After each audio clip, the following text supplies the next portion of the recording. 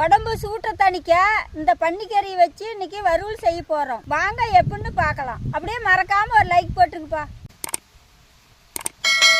பன்னிக்கறி, மஞ்சத்தூள், கல்லுப்பு நல்லா அடி பிடிக்காம நல்லா கிண்டி விட்டுக்கலாம். இஞ்சி பூண்டு விழுது, தக்காளி போட்டுக்கலாம், பச்சை மிளகாய், கறி மசாலா, மல்லித்தூள், மிளகாய் தூள், கறி வேவறதுக்கு கொஞ்சம் தண்ணி ஊற்றிக்கலாம். கொத்தமல்லி தழையை போட்டு